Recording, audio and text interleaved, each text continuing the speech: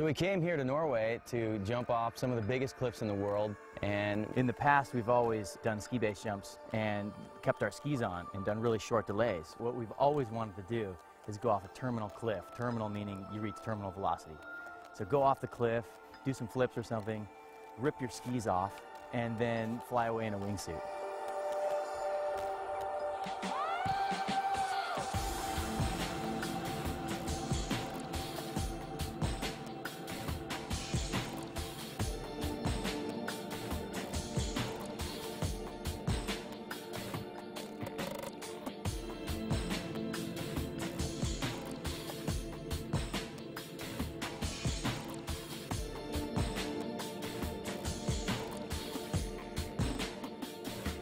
What we were doing last winter was the wingsuit ski base kind of stunt. But now we're here in the summertime with regular wingsuits to jump off some of the biggest cliffs in the world. We came over here specifically to learn how to fly our wingsuits off of cliffs and learn how to proximity fly and just learn as much as we can from these Norwegians and as much as we can from Loic. At the beginning of wingsuit base jumping, we were trying to get as far from the wall as possible, so basically clearing up the whole thing, and now it's getting boring, so we play around.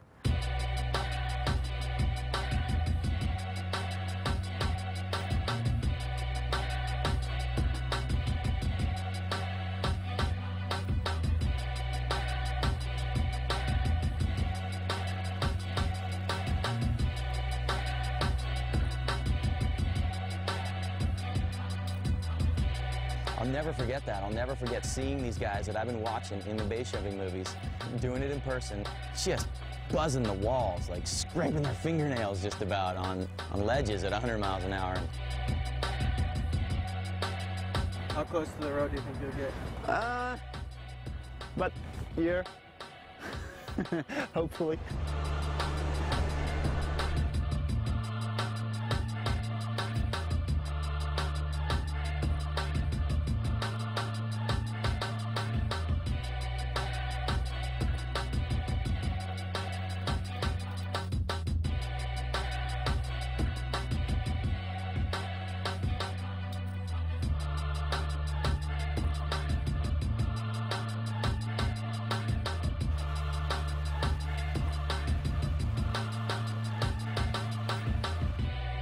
Flying a wingsuit is kind of just how you would imagine flying. You know, if you ever dreamt about flying, you just kind of probably dream of just soaring around, and you just kind of go wherever you look, and you keep your arms out and just do it.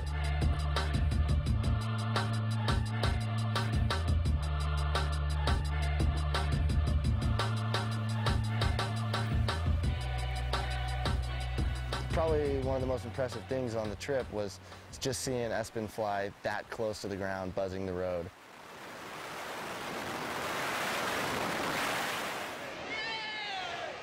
Dude, that was sick. Holy shit. You know, any little stick or bush or, you know, rock protruding could have got him. But, you know, he knew right where he was going, and he'd scouted the line. He'd done it a few times before, so it was all good.